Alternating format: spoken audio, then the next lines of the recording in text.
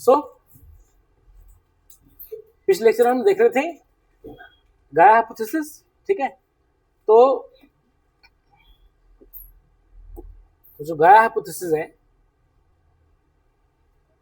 वो क्या कहती है, देखें, propose that earth functions as a self regulating system. ध्यान दें, समझ में आ गया। अर्थ अपने आप में क्या करती है, रेगुलेट कर रही है अपने, जिसमें हम देखते हैं कि लिविंग और नॉन लिविंग एंटिटीज आपस में क्या करते हैं, इंटरेक्ट करते हैं। समझ में आ गया, ठीक है, ये मैंने तो पढ़ा दिया था। Where living organisms interact with the physical environment. अच्छा, लिविंग ऑर्गेनिज्म का मतलब यहां पर क्या बताया था, बायोटिक कंपोनेंट। क्या बताया था, बायोटिक कंपोनेंट्स। और फिजिकल एनवायरनमेंट का मतलब हो गया abiotic components, abiotic components, ठीक है, to maintain condition suitable for life. मेरी बात समझ गई, आपस में ऐसे इंटरेक्ट कर रहे हैं जिससे कि क्या, लाइफ जो है अर्थ में सस्टेन हो सके। It regulates atmospheric condition composition, temperature and ocean salinity, ensures long term habitability of the planet. समझ में आ गया। So this is your Gaia hypothesis. और ध्यान देना, अगर हम जो है यहाँ पर फिजिकल एनवायरनमेंट के साथ छेड़छाड़ करते हैं तो हम देखेंगे उससे क्या हो जाएगा, लाइफ इफेक्ट हो जाएगी। मेरी बात समझ गई। और हम देखते हैं कि पूरा का पूरा अर्थ जो है क्या कर रहा है, एक सेल्फ रेगुलेटिंग इकोसिस्टम, एक सिस्टम की तरह बिहेव करता है। मेरी बात समझ में आ गई। लेकिन ध्यान देना, वो रेगुलेट तब तक कर पाएगा कि जब तक उसकी कैपेसिटी होगी। अगर मान लेते हैं कि तुमने जो है बहुत ज्यादा पेड़ काट दिए, मेरी बात समझ में आ गई, बहुत ज्यादा पोल्यूशन कर दिया, तब ध्यान देना वहां पर वो अपने को सस्टेन नहीं कर पाएगा। मेरी बात तुमको समझ में आ गई। और हम देखेंगे कि अर्थ क्या, मतलब ह्यूमन क्या कर रहा है, ठीक है ना, जितना वो प्रोड्यूस कर रही है उससे बताया था ना 1.5 टाइम्स जो है वो कंज्यूम कर रहा है। इसका मतलब हमारी रिसोर्सेज डिप्लीट हो रही है। समझ में आ गया। ध्यान देना, एक कंडीशन के मतलब कुछ फिक्स्ड कंडीशन के अकॉर्डिंग ही वो अपने को सस्टेन कर पाता है।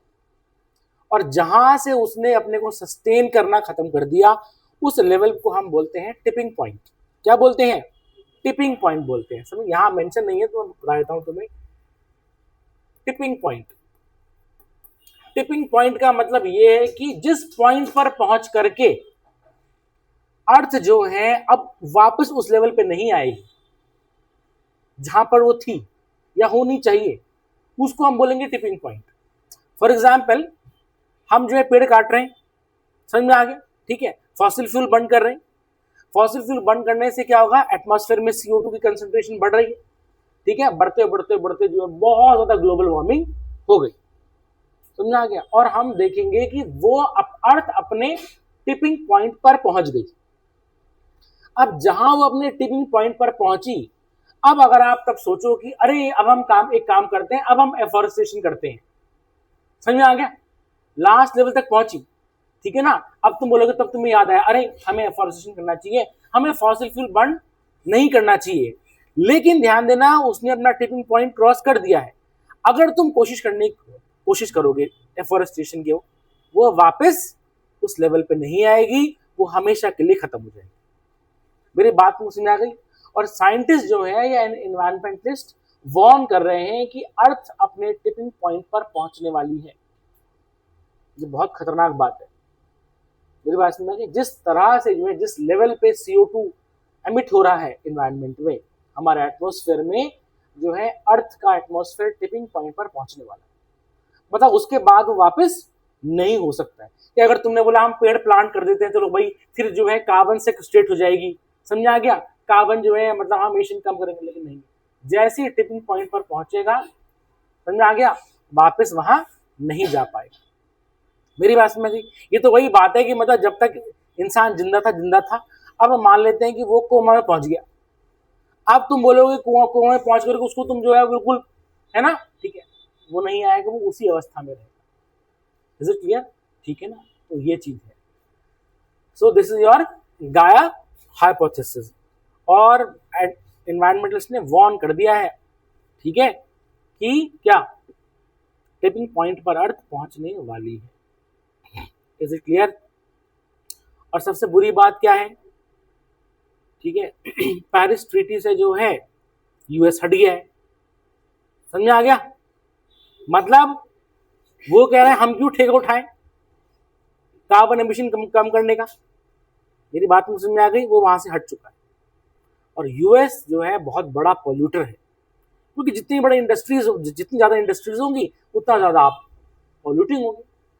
मेरी बात समझ गई? और यूएस ने कह दिया ना, मेरा मतलब नहीं है इससे। क्लियर है? हाँ बिल्कुल जो है, ठीक है, ये चीज है। ठीक, पेरिस ट्रीटी से वो हट चुका है। लाइए हल परिकल्पना। नेक्स्ट हम देखेंगे, next topic,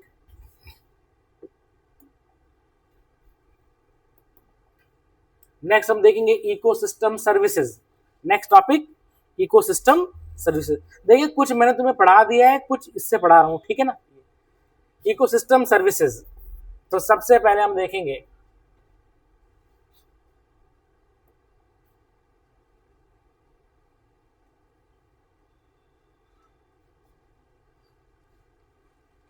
according to the Millennium Ecosystem Assessment 2006, ecosystem services are the benefits। मतलब सुनो, इन्वायरमेंट हमको किस तरह से बेनिफिट कर रहा है, क्या फायदे दे रहा है, क्या सेवाएं दे रहा है, उसको हम क्या बोलेंगे, इकोसिस्टम सर्विसेज। समझ में आ गया? भाई हम लोग अपने इकोसिस्टम पर डिपेंडेंट है, तो ठीक है, तो हमें किसकी चीज से फायदा हो रहा है, ठीक है ना। Benefits human derive from the ecosystem. समझ में आ गया? It is characterised into 4 parts. पहला है प्रोविजनिंग सर्विसेज। समझ में आ गया? इकोसिस्टम सर्विसेज में पहले हम देखेंगे provisional services. So these are tangible products obtain from the ecosystem. जैसे कि पहला है फूड। फूड कहां से आता है? इकोसिस्टम से आता है। क्रॉप्स हो गया, सी फूड हो गया, वाइल्ड फूड्स हो गया। दूसरा raw materials, timber, fuel wood, fibre, fresh water and minerals, ठीक है ना, medicinal and genetic resources, energy, biomass, hydro power, ये सब। तो ये पहली सर्विस दे रहा है, दैट इज प्रोविजनिंग सर्विसेज। मेरी बात समझ में आ गई? तो इकोसिस्टम सर्विसेज का मतलब क्या होगा कि वो हमें कौन सी सेवाएं दे रहा है। समझ में आ गया? ठीक है, क्या फायदा है उसका। ठीक है, तो पहला है प्रोविजनिंग सर्विसेज, ठीक है ना। नेक्स्ट दूसरा क्या है? सपोर्टिंग सर्विसेज, सहायक सेवाएं उसको हिंदी में बोलते हैं, ठीक है। तो देखें,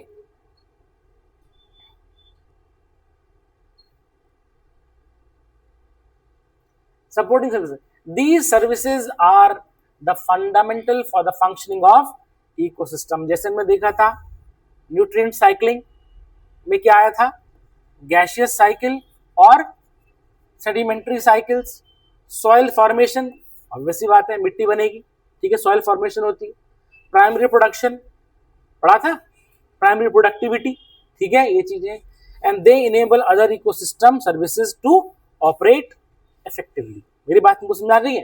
ठीक है, सहायक सेवाएं, ये सेवाएं पारिस्थितिकी तंत्र के कामकाज के लिए मूलभूत हैं, जैसे कि पोषक तत्वों का चक्रण, मृदा निर्माण, प्राथमिक उत्पादन, ये अन्य पारिस्थितिकी तंत्र सेवाओं को प्रभावी ढंग से संचालित करने में सक्षम बनाती है। तो पहला क्या था हमारा, पहली कौन सर्विसेज थी? Provisioning services. दूसरा सपोर्टिंग, मतलब सपोर्ट कर रही है, ठीक है। Then you have the regulating services, मतलब क्या कर रही है?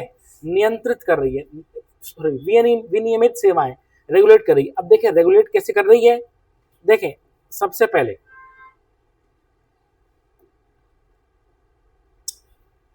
These involve regulation of ecosystem process, ठीक है। तो पहला है climate regulation and carbon sequestration, बताया था ना। What is carbon सेक्वेस्ट्रेशन?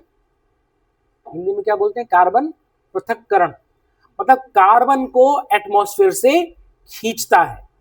जैसे मान लेते कार्बन एमिशन हुआ, तो अब जो है प्लांट क्या करेगा, जब फोटोसिंथेसाइज करेगा तो वो क्या करेगा, उस कार्बन डाइऑक्साइड को खींचेगा अपने अंदर और उसको कन्वर्ट कर देगा ऑर्गेनिक कंपाउंड्स में। अब जो तुम पेड़ देख रहे हो उसमें करोड़ों और वो खरबों कार्बन कैप्चर हो। मेरी बात तुमको समझ में आ गई? लेकिन एक पेड़ के तने में अगर इतना सा भी वुड है, इतना सा, जरा सा, मैं नहीं बोल रहा हूँ, तुम देखोगे उसमें जो है अरबों खरबों कार्बन कैप्चर हो। और तुम सोचो कि कितना मोटा पेड़ का तना है तो उसमें कितना कार्बन कैप्चर होगा, लाखों पत्तियां हैं, है कि नहीं, कितना कार्बन कैप्चर। तो एक पेड़ ने एटमॉस्फेयर से कितना ज्यादा कार्बन कैप्चर कर लिया है। मेरी बात समझ गई? इसको हम बोलते हैं कार्बन सेक्वेस्ट्रेशन। हमेशा ध्यान देना, आपने ये इस तरह के जो है टर्मिनोलॉजी यूज करनी है अपने एग्जाम में। सेक्वेस्ट्रेट मीन्स टू एब्जॉर्ब, समझ में आ गया। और कार्बन का अब्जॉर्प्शन कैसे होगा? फोटोसिंथेसिस से होता है, प्रकाश संश्लेषण से होता है, ठीक है ना। क्लाइमेट रेगुलेशन, अच्छा मुझे बताओ क्लाइमेट रेगुलेशन कैसे, विल टेल मी, कैसे वो क्लाइमेट को रेगुलेट करता है, बताओ। क्लाइमेट रेगुलेशन बताओ भाई, बताओ। कार्बन सॉरी क्लाइमेट रेगुलेशन है, रेनफॉल कराता है। कैसे कराते हैं रेनफॉल? है, हाँ, तो प्रेसिपिटेशन कैसे करवाते हैं? देखो, जहां पर पेड़ रहेंगे, सपोज जहां पर पेड़ है, जहां पर पेड़ रहेंगे वहां की हवा ठंडी होगी, वहां की हवा क्या होगी? ठंडी होगी। जहां पेड़ नहीं होंगे वहां की हवा गर्म होगी। तो हवा जब ठंडी होगी तो ध्यान देना क्या होगा कि अगर जो है कार्बन एमिशन से गर्मी बढ़ रही है तो वो जो रीजन है वो क्या होगा? ठंडा होगा। मेरी बात समझ गई?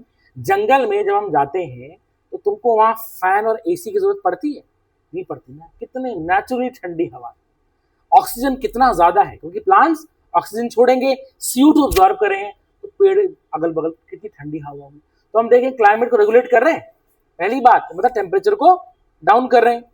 दूसरी बात, जब टेम्परेचर डाउन जाएगा तो क्या होगा कि बादल बनने की संभावना बढ़ जाएगी, क्योंकि गर्म हवा की जो टेंडेंसी है वो क्या करेगी? वो मॉइस्चर को अब्जॉर्ब करने की होती है। मेरी बात मुझे समझ में आ गई? और ठंडी हवा जो है जरा सा मॉइस्ट हुई, बादल बनेंगे, प्रेसिपिटेशन हो जाएगा। इसका मतलब जहां पर पेड़ होंगे वहां की हवा ठंडी होगी, वहां पर हम देखेंगे क्या होगा? बादल बनने की पॉसिबिलिटी ज्यादा होगी। बादल बनेंगे तो बारिश होगी। इसका मतलब ध्यान देना, पेड़ जो है बारिश को लेकर के आते हैं। समझ में आ गया? बारिश होगी तो अच्छा है।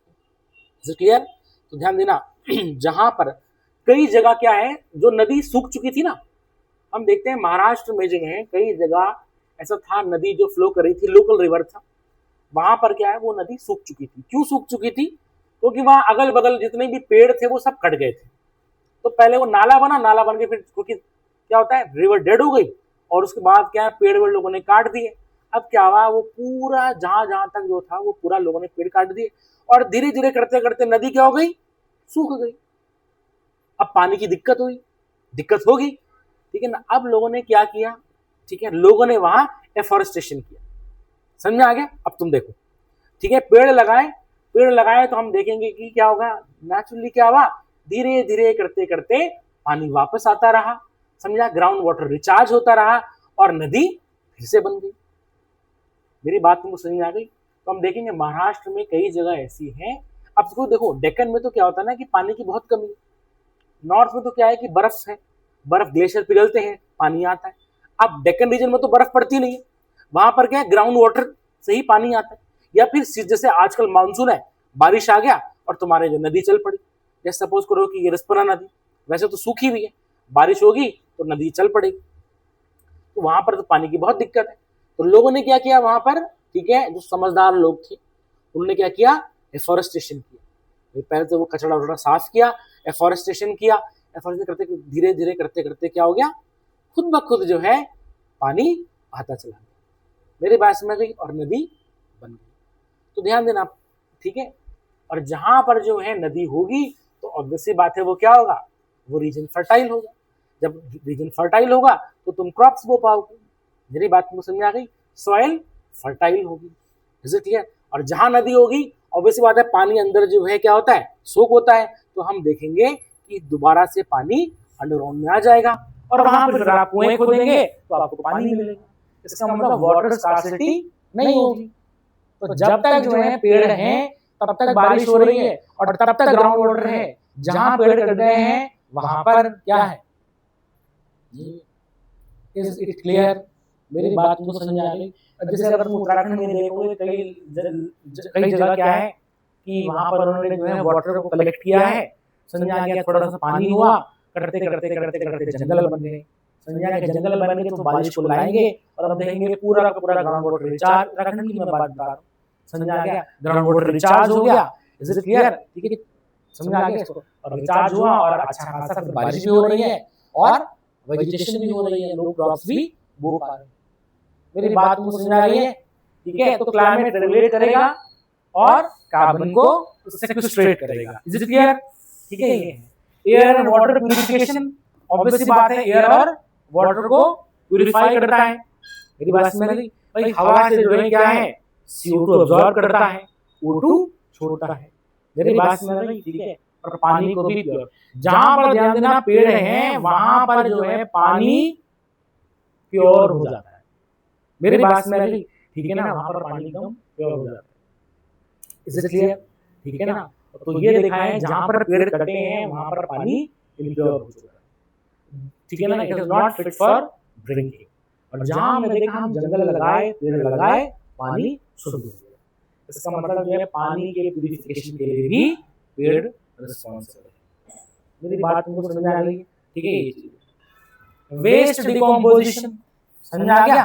वेस्ट डिकम्पोजिशन बताइए क्या, और हिंदी में क्या बोलेंगे? अपशिष्ट अपघटन, ठीक है, तो क्या कर रहा है, मतलब वेस्ट को क्या है, डिकम्पोज हो रहा है, समझ रहे? डिकम्पोज होगा, हम देखेंगे डिकम्पोज होगा, ह्यूमस बनेगी, ह्यूमस बनेगी, प्लांट और ग्रो करेगा, प्लांट जैसे ग्रो करेगा तो वो क्या होगा, ये तुम्हारा क्या है, प्रोसेस साइक्लिक चलती है।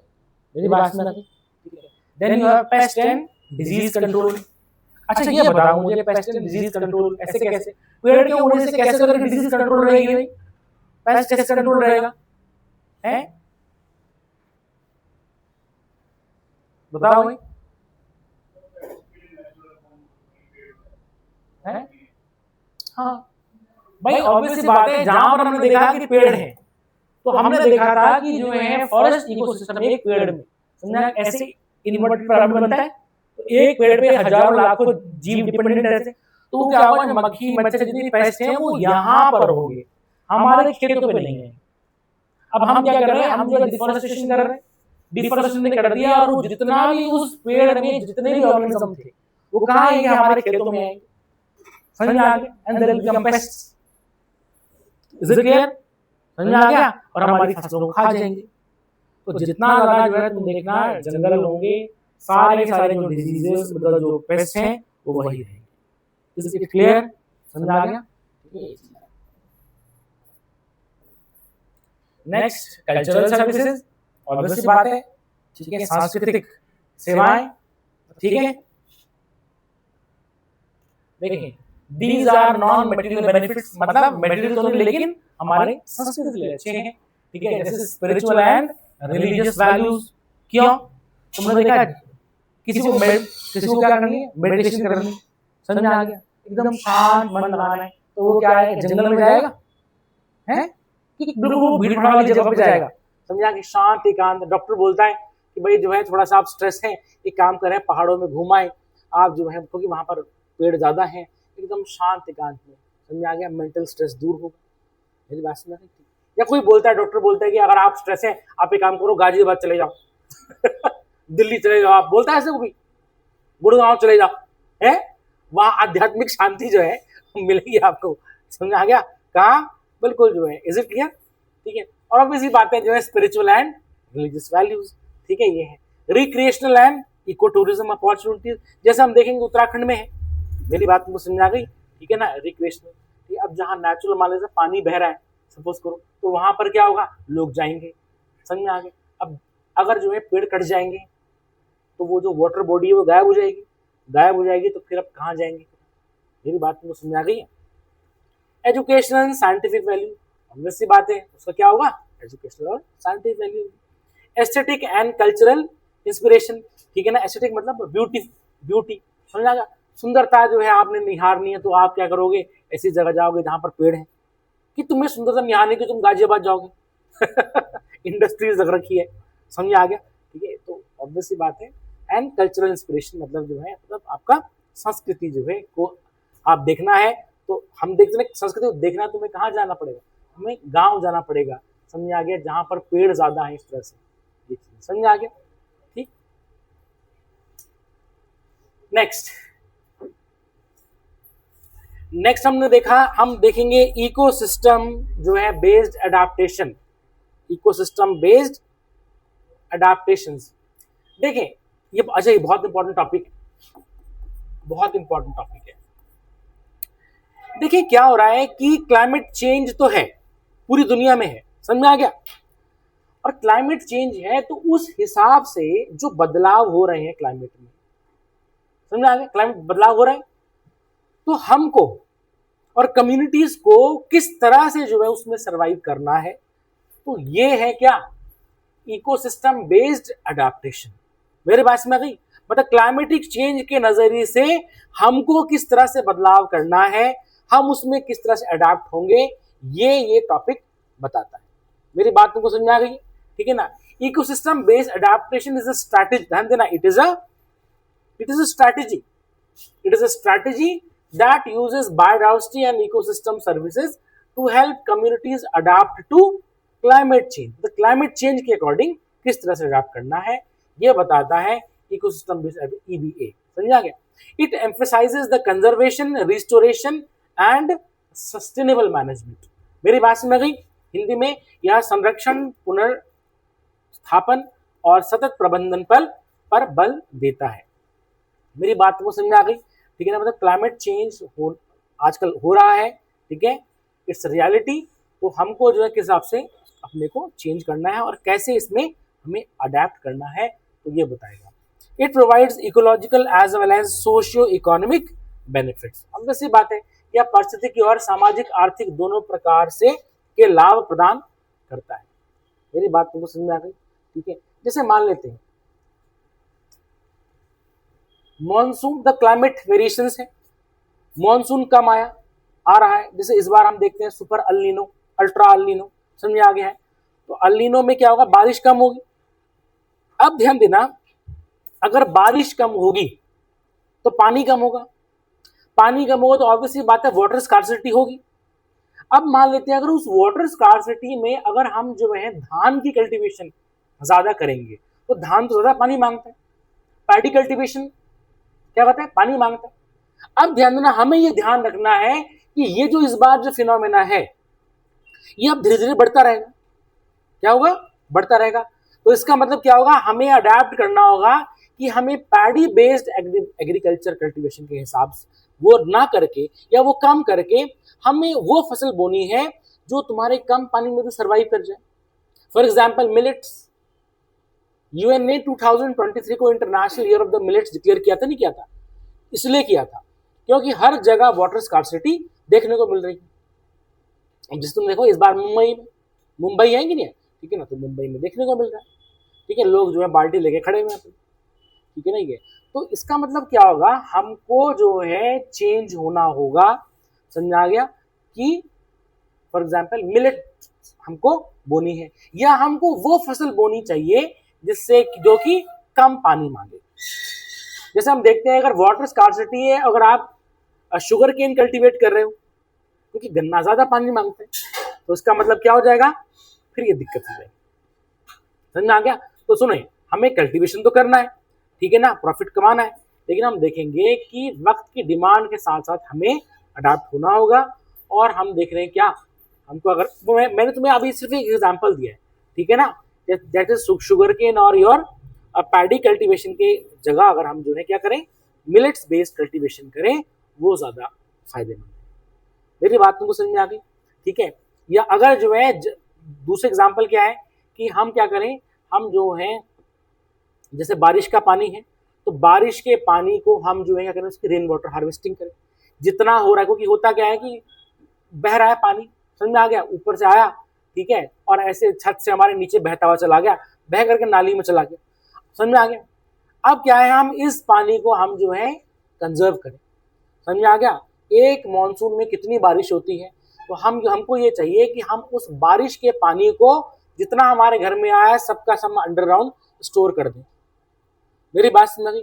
चाहे हम उस पानी को पिए ना, लेकिन एटलीस्ट कम से कम जो है अपना रोजमर्रा की जो है जिंदगी उसमें पोछा लगाना है, कुछ करना है, ठीक है ना, पौधों में पानी डालना है, इस तरह से है, उसमें हम उसको यूज करें। मेरी बात तुमको समझ आ गई? ठीक है ना। तो इस तरह से क्या होता है कि ये अडेप्टेशन से हमें करना ही होगा। तो जैसे कि for example rain water harvesting. मेरी बात तुमको समझ में आ गई है? दूसरी बात ये है, ठीक है। तीसरी बात क्या है कि क्योंकि पानी का कंजम्पशन ज्यादा है, ठीक है ना भाई, देखो जितना बड़ा शहर होगा उतना ज्यादा पानी वेस्टेज होगा, समझ आ गया, उतना ज्यादा पानी कंज्यूम होगा, ठीक है। तो हमें क्या करना है, हमें जो है अच्छा मेनली हम पानी कहाँ से निकालते हैं, हम या तो अंडरग्राउंड वाटर होता है या फिर हम नदी से निकालते हैं, ठीक है। अब अंडरग्राउंड वाटर है वो अच्छा वाटर है, प्योर वाटर है, तो क्या करना है, हम क्या करें, ज्यादा कंज्यूम करते हैं उसको, तो हमें क्या करना चाहिए कि हमें जो है उस ग्राउंड वाटर को रिचार्ज करना है। क्या करना है? रिचार्ज करना है। तो हम जो है क्या करें, अपने घर में हम एक ग्राउंड वाटर रिचार्ज सिस्टम बनाएं, समझ में आ गया, जिससे कि जो बारिश हो रही है तो वो क्या है, वो पानी छन करके ऑटोमेटिकली नीचे जाएगा अंडरग्राउंड, और बाद में वो हमारी काम आएगा। तो this is known as rain water harvesting, समझ में आ गया। और ये क्योंकि जो पानी जो जमीन के अंदर से जो खींच रहे हैं उसको वापस करना है, उसको हम बोलेंगे ग्राउंड वाटर रिचार्ज। क्या बोलेंगे? ग्राउंड वाटर रिचार्ज, समझ में आ गया। तो कई लोगों ने अपने घर में क्या कर रहा है, कर रखा है, रेन वाटर हार्वेस्टिंग कर रखी है, पानी इकट्ठा भी हो रहा है, समझ में आ गया, नीचे टंकी बना रखी है, क्योंकि पानी आया बहता बहता नीचे कंजर्व हो गया, प्लस लोगों ने अपने घर में क्या कर दिया कि वो जो एक बना दिया है ग्राउंड वाटर रिचार्ज के लिए, एक गड्ढा खोदते हैं, ऐसा होता है उसमें गड्ढा खोदा जाता है, इसमें पहले जो है बड़े बड़े कंकड़ पत्थर ये वो, फिर छोटी मिट्टी, इस तरह से रेत वेत इस तरह से, तो जब पानी गिरेगा वो छन करके करते करते करते करते वो नेचुरली छन करके नीचे जाएगा, तो हमारा जो ग्राउंड वाटर दोबारा से रिचार्ज हो जाएगा। मेरी बात तुम समझ आ गई? तो मैं ये कुछ तुम्हें टेक्निक्स बता रहा हूँ, समझ आ गया, क्योंकि दिक्कत है, मेरी बात समझ आ गई, पानी उतना नहीं है, जिस हिसाब से शहर बढ़ रहे हैं, मेरी बात तुमको समझ आ गई, ठीक है, उस हिसाब से क्या है, हमको अडेप्ट करना ही होगा। Is it clear? समझ आ रहा है? ठीक है, ये चीज है। Next topic, types of ecosystem. Okay, ecosystem के टाइप हम देखेंगे, ठीक। तो देखें, पहला है नेचुरल इकोसिस्टम, ऑब्वियस सी बात है, self sustaining system dependent on solar energy, dependent on solar energy. दो तरह के हैं, हमने पढ़ लिया ना, टेरेस्ट्रियल और एक्वेटिक। दूसरा क्या है, आर्टिफिशियल इकोसिस्टम, मतलब इंसानों ने बनाया हुआ है, जैसे कि urban ecosystem and agricultural fields. मेरी बात में आ गई? ये क्या है, इंसानों ने बनाया हुआ है, ऑब्वियस सी बात है, एंड अर्बन इकोसिस्टम, ठीक है। देखेंगे टेरेस्ट्रियल इकोसिस्टम क्या होता है इसमें। A terrestrial ecosystem consists of biotic and abiotic interactions on land। समझ में आ गया? आप देखें डिटर्मिनेंट्स मतलब क्या क्या चीजें उसमें डिसाइड करती हैं, temperature, precipitation, soil type, light availability. दूसरा है इसमें देखेंगे मेजर टाइप्स क्या है, tundra, Tyga, temperate, deciduous forest, ये हमने पढ़ लिए ना, पढ़ लिए, ठीक है। एग्जाम्पल ग्रासलैंड, डेजर्ट्स, ठीक है। इसमें हम देखेंगे क्या, फॉरेस्ट इकोसिस्टम में forest covers mainly 30% of the earth's land area and supports rich biodiversity. Major types of forest, समझ में आ गया, ये मेजर टाइप्स ऑफ फॉरेस्ट है, when we have read all these forest, ठीक है। Is it clear? जो हम पढ़ चुके हैं तो उसको जो है तो बस वो क्या करो, रिवाइज करो। अब इसमें हम देखेंगे नेक्स्ट टॉपिक है एक्वेटिक इकोसिस्टम, ठीक है। एक्वेटिक इकोसिस्टम, एक्वेटिक इकोसिस्टम ने पढ़ा था, ओहो ये कर दिया मैंने, ये क्या हो गया, ये मैंने क्या किया भाई,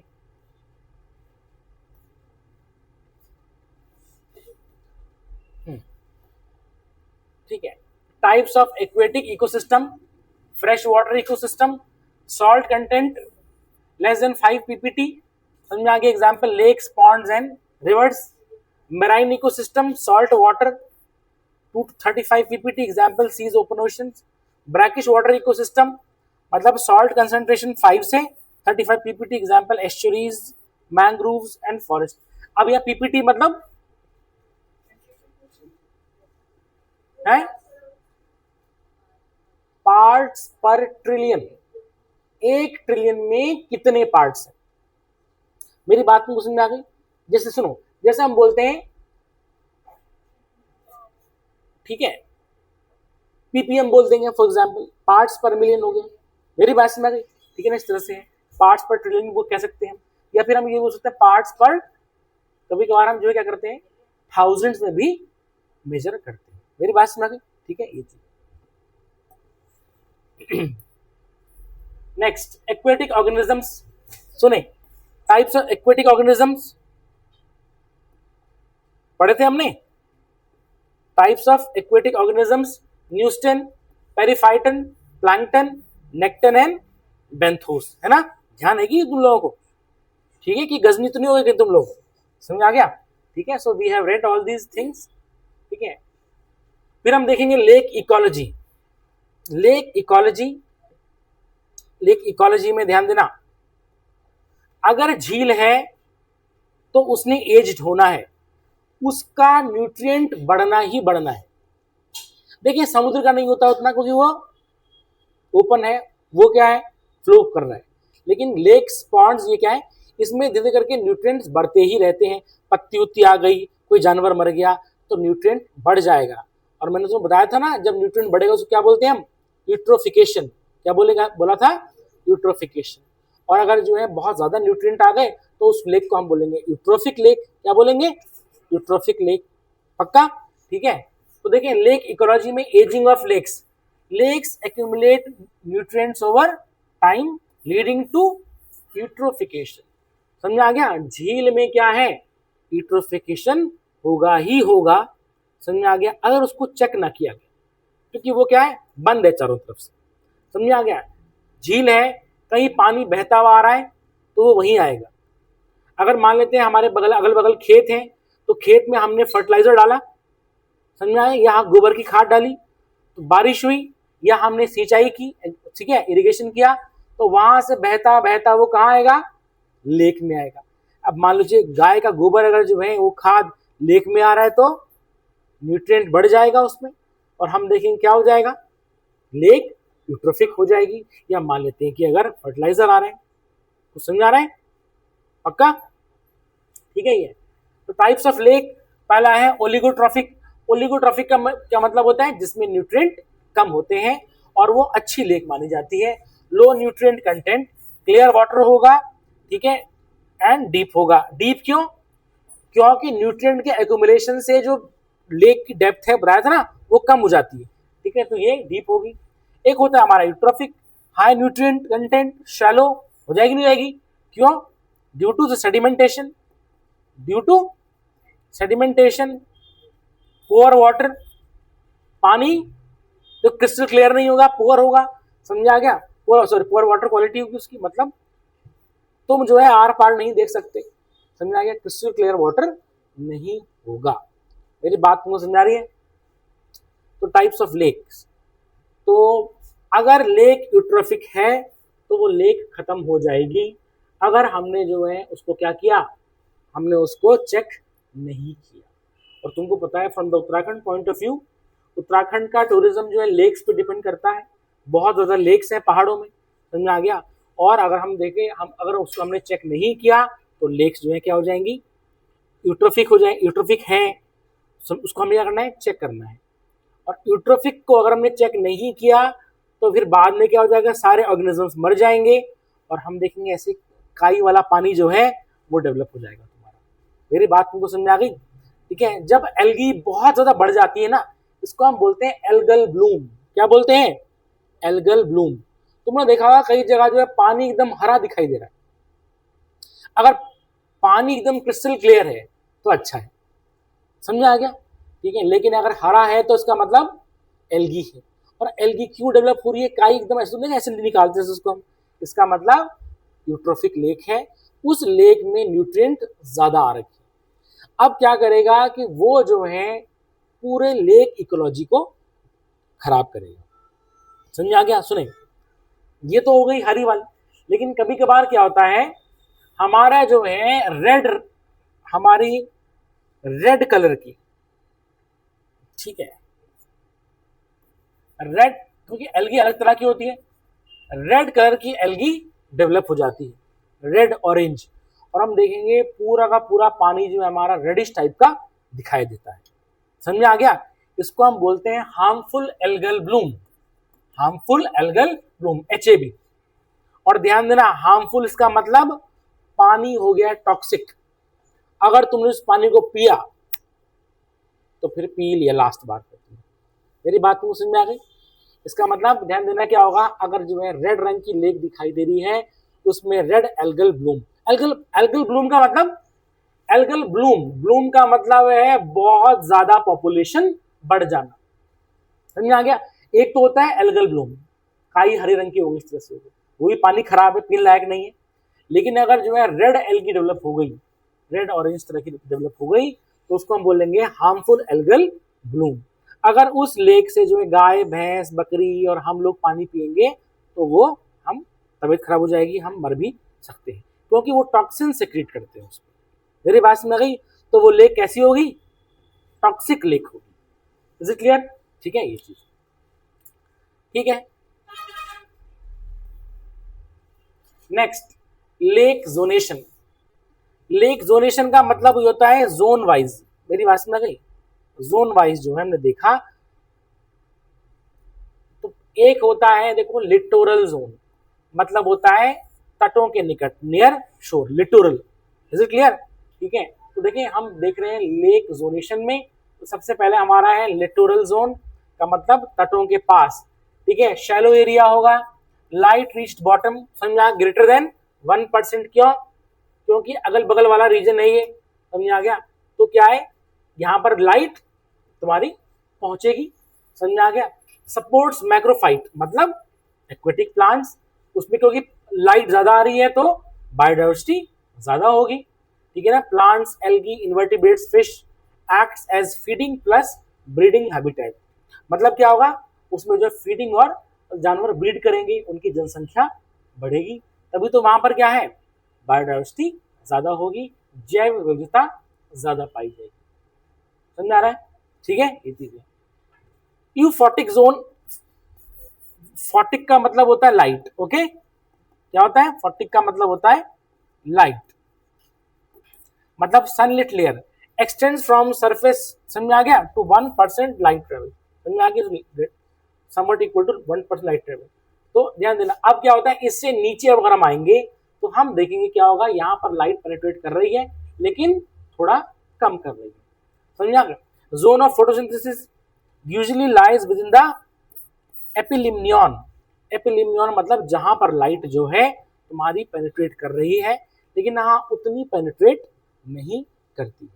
मेरी बात को समझ में आ गई? ठीक है, supports phytoplanktons and primary productivity, is it clear? ठीक है, फाइटो मतलब प्लांट्स, समझ में आ गया, और प्राइमरी प्रोडक्टिविटी, ऑब्वियस बात है एक्वेटिक इकोसिस्टम में जो प्लांट्स है वो क्या है, वही प्राइमरी प्रोडक्टिविटी शो करेंगे, समझ में आ गया। प्राथमिक उत्पादकता पढ़ा था हमने, नंदिनी, पक्का? हाँ, प्राइमरी प्रोडक्टिविटी हमने पढ़ी थी, इज इट क्लियर? समझ में आ गया? ये यूफोटिक जोन्स, झील की का जोनिंग। नेक्स्ट लिखेंगे हम लिम्नेटिक, मतलब ओपन वाटर, ठीक है, लिम्नेटिक मतलब ओपन वाटर, ठीक है। Away from the shore, well lit but light doesn't reach bottom, समझ में आ गया? मतलब ऊपर तो लाइट आ रही है लेकिन क्या होगा, नीचे क्या होगा, लाइट नहीं आती है उसमें, समझ में आ गया। Dominated by phytoplanktons and zooplanktons, main area for free swimming organisms, लेकिन ध्यान देना मोस्टली जो है ये ऑर्गेनिजम्स कहाँ रहेंगे, पानी के ऊपर रहेंगे, और जैसे करके डेप्थ बढ़ती चली जाएगी तो हम देखेंगे ऑर्गेनिजम्स कम होते चले जाएंगे। Is it clear? ठीक है ना। Next we have the benthic zone, benthic का मतलब बताया था ना, bottom sediments, lake bottom layer low और no sunlight with no photosynthesis, और यहाँ पर क्या होंगे, insects, larvas, midges, mosquitoes, small crustaceans etcetera, important for decomposition and nutrient recycling, समझ आ गया? ठीक है, यहाँ पर क्या होता है, रिसाइक्लिंग देखी जाती है। अब यहाँ पर हमने जो है इसमें हमने अभी तुम्हारे जो कुछ टॉपिक छूट रखे हैं मेरी बहस में भी, जैसे आप मैंने वो पढ़ाया था तुम्हें, अपवेलिंग पढ़ाई थी, अपवेलिंग, अपवेलिंग समुद्र के नीचे से जो है पानी ऊपर आता है, पढ़ाया था मैंने तुम्हें। न्यूट्रिएंट रिच वाटर नीचे से ऊपर आता है और फिर वो ऊपर से ऑक्सीजन लेकर के फिर नीचे चला जाता है, ये पढ़ाया था मैंने तुम्हें, है नहीं हुआ था? चलो ठीक है, कोई ठीक, आगे बढ़ेंगे इसमें। ये देखो, ये दिख रहा है, ये है लिटोरल जोन, दिख रहा है ये। अब यहाँ देखो ये सेडिमेंटेशन हो रखा नहीं हो रखा है, ठीक है। यहाँ पर क्या है, सबमर्ज प्लांट्स हैं, फ्लोटिंग प्लांट्स भी हैं, तो यहाँ पर लाइट आ रही है और तुम देखोगे धीरे धीरे के लिम्नेटिक जोन में धीरे करते करते लाइट कम हो रही है और नीचे क्या है, डार्कनेस दिखाई दे रही है। मेरी बात तुमको समझ आ गई? ठीक है, इसमें लिखेंगे हम eutrophication. It is a process of ecosystem response to the addition nutrient like nitrates and phosphate. समझ आ गया? देखें,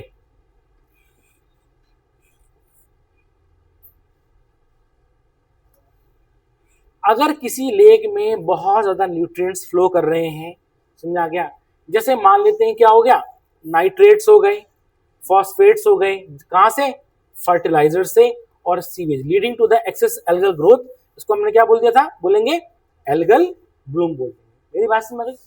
देखिए जो हमारा सीवेज है, होता क्या है कि कायदे से ये होना चाहिए, जो भी हमारा सीवेज पानी में छोड़ा जा रहा है तो वो ट्रीटमेंट प्लांट में पहले आना चाहिए, जितना भी हमारा सीवेज है घर का ठीक है। ये जो है पाइप जो है सीधा नदी में नहीं खुलने चाहिए, नदी में खुलेंगे तो क्या होगा,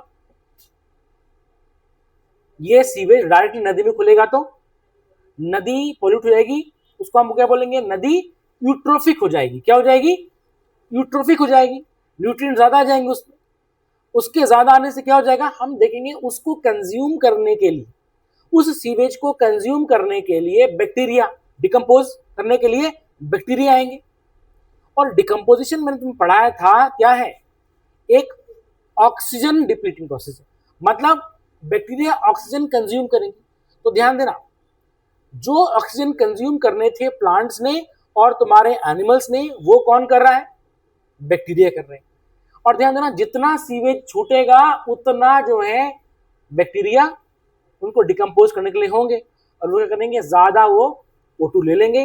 O2 की कंसंट्रेशन कम हो जाएगी तो हम देखेंगे क्या हो जाएगा, लेक धीरे धीरे करके डेड होती चली जाएगी, लेक या वाटर बॉडी। ओके, समझ में आ गया? तो सुने, कायदे से क्या होना चाहिए, जितना भी ये सीवेज है ये तुम्हारा जाना चाहिए कहाँ, सीवेज ट्रीटमेंट प्लांट में। वो एकदम ट्रीट करते हैं, ट्रीट करके जो क्या होता है, वो जो बचता है, समझ आ गया, वो एज ए मैन्योर के तौर पे फिर मार्केट में बेचा जाता है। और उससे क्या होता है कि पानी एकदम क्रिस्टल क्लियर, अच्छा खासा पानी तुम्हारा कहाँ छूटता है, नदी में छूटेगा। मेरी बात मुझे समझ आ गई? अगर तुमने कभी देखा होगा सीवेज ट्रीटमेंट प्लांट का वर्किंग, तो ध्यान देना एकदम जो है कैसे बिल्कुल सीवेज वाला मटमैला आ रहा है, समझ आ गया, मडी आ रहा है, और उस वो जब पानी उससे छूटता है तो एकदम क्रिस्टल क्लियर पानी छूटता है। मेरी बात समझ आ गई? ठीक है, ऐसा है तो कायदे से ये होना चाहिए। मेरी बात समझ आ गई? और इसलिए हम देखते हैं कि इंडिया में कई जगह क्या है, सीवेज ट्रीटमेंट प्लांट लगाए गए हैं जो कि रिवर को पॉल्यूट होने से बचाते हैं। समझ में आ गया? ठीक है, इज इट क्लियर? तो एल्गल ब्लूम जो प्रोसेस है उसको हम बोलेंगे एक्स्ट्रॉफिकेशन। मेरी बात समझ आ गई? एल्गल ब्लूम हो रहा है, प्रोसेस न्यूट्रिएंट एनरिच हो रहा है, जिससे एल्गल ब्लूम होगा, ऑक्सीजन कम हो जाएगी और डेथ ऑफ ऑर्गेनिजम्स, समझा, जिससे क्या हो जाएगा, टॉक्सिन्स बन जाएंगे। मेरी बात समझ आ गई? और पानी क्या हो जाएगा, पोर्टेबल नहीं रहेगा, पीने लायक नहीं रहेगा। हाँ,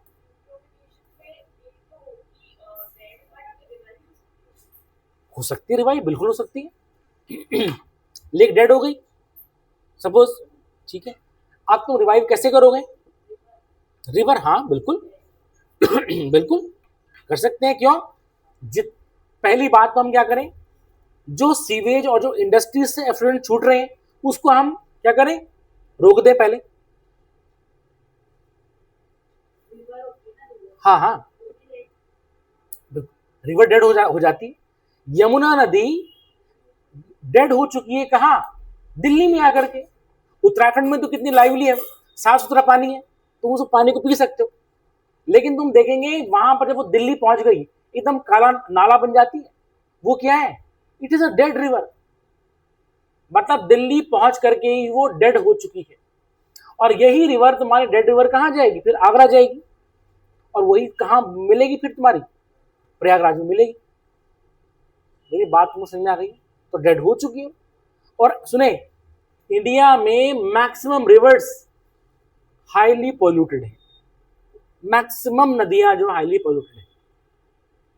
समझ आ गया? और क्यों है? अगर वो सिटीज से होके गुजर गई तो ठीक है। अब जैसे गंगा आ रही है, गंगा जी आ रही, जब तक पहाड़, क्योंकि पहाड़ों में पॉपुलेशन कम है थोड़ा सा, तो ठीक है।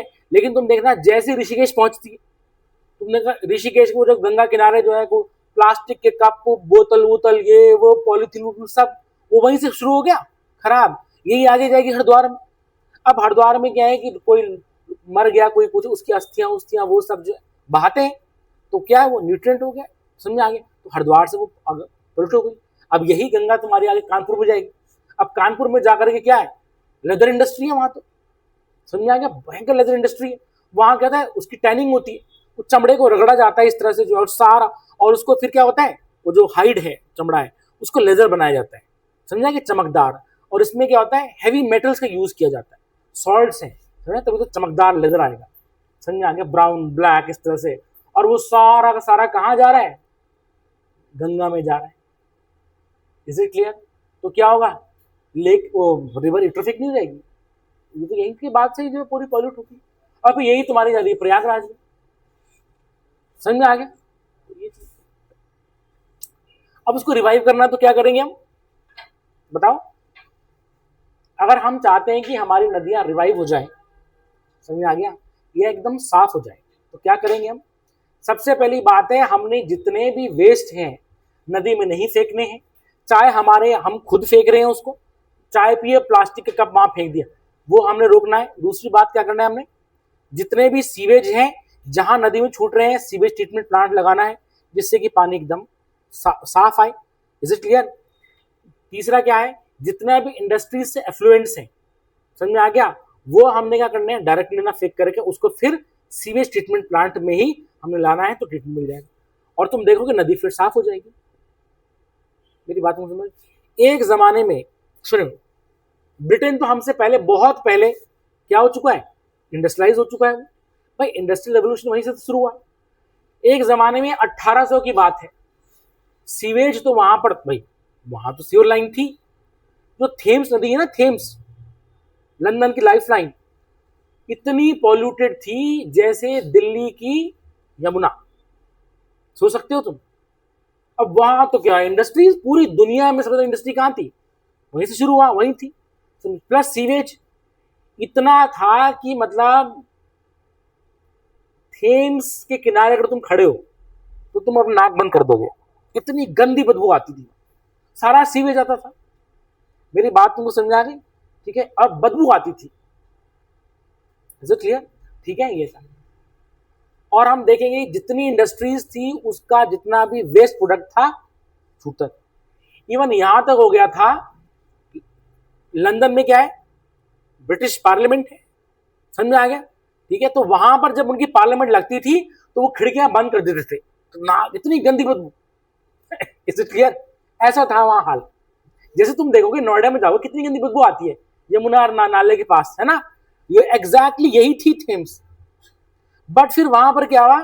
वहां पर हम देखेंगे कि बहुत अच्छा सिस्टम उन्होंने अपनाया। समझ आ गया? एक इंसान था बेजल जेट करके, उसने क्या हुआ कि सीवेज को जो है उसने ट्रीट किया, अलग से उसने रास्ता बनाया। मेरी बात में गई। और हम देखेंगे करते करते सरकार के उससे जो है क्या हुआ, दोबारा रिवाइव की। और आज कितनी जो साफ सुथरी नदी है तुम्हारी। हाँ, मिट्टी तो बहेगी बहेगी, है ना? मटमैला तो ठीक है, वो दिक्कत नहीं है भाई, बारिश होगी तो मिट्टी बहेगी बहेगी, ऐसे तो कुछ नहीं। समझ में आ गया? बट हम देखेंगे साफ नदी है वहां पर। तो इंडिया को भी वही करना चाहिए। Is it clear? मेरा एक फ्रेंड जो है लंदन गया, तो वहां बताया उसने, म्यूजियम में गया वो वहां पर, समझ आ गया। तो वो बता रहा था कि मतलब जो है जब वो गया वहां पर म्यूजियम में, तो राजा रानी के जो है सामान थे, तो वहां पर रानी का जो बाथ टब होता है ना, बाथ टब, तो बाथ टब वो बता रहा था कि वो थेम्स नदी का पानी पानी भरते थे उसमें, है ना, नहाने के लिए थे। अब कहते थे कि वो साफ तो करके होता था लेकिन उसमें बदबू आती थी, तो वो क्या था कि उस जो है उस पानी में वो इत्र छिड़कते थे, तब जाकर के उससे स्मेल, बड़ी गंदी स्मेल आती थी। अब रानी राजा ने नहाना है, मेरी बात समझ गई, तो उसमें स्मेल आएगी, हालांकि पानी तो साफ हो गया था, साफ कर देते थे, लेकिन स्मेल रह जाती थी। तो उसमें क्या रहते थे, उसमें वो इत्र डालते थे, सेंट डालते थे ऐसे करके जो, तब जाकर के वो नहाने वाला। तो वो बता रहा था, मैं जो गाइड था वहां का, समझ आ गया, तो वो बता रहा था, तो वो हालत थी। और आज तुम देखो क्या साफ सुथरी नदी है, एकदम लाइवली है, उसमें बोट चल रही हैं, समझ आ गया, लोग फिशिंग कर रहे हैं। ध्यान देना, फिशिंग करना मतलब क्या होगा, लाइवली है, मछलियां हैं उसमें, मछलियां हैं तो मतलब इकोसिस्टम अच्छा है उसमें। तो ये चीज है, इज इट क्लियर? तो हमारी जो यमुना है वो ऐसी हो सकती है, समझ आ गया। और हम देखेंगे अगर हमारी नदियां रिवाइव कर जाती हैं तो आधी से ज्यादा बीमारियां वहीं हो जाएंगी, समझ आ गया, ठीक है, ये चीज। सो नेक्स्ट हम देखेंगे वेटलैंड इकोसिस्टम, ठीक है। तो वेटलैंड इकोसिस्टम में सुने, वेटलैंड ये बहुत इंपॉर्टेंट टॉपिक है, नोट कर लें, इंपॉर्टेंट टॉपिक, ठीक है। वेटलैंड, देखिए, wetlands are areas where water saturates the land, मतलब जो है पानी जो है तुम्हारा लैंड में, पानी ने क्या करा है, लैंड को एकदम तृप्त कर दिया है, समझ आ गया। Supporting aquatic plants and animals, examples includes marches, swamps and coastal lagoons, समझ आ गया, ठीक है, इसके एग्जांपल्स हैं, ठीक है, marches, swamps and coastal lagoons.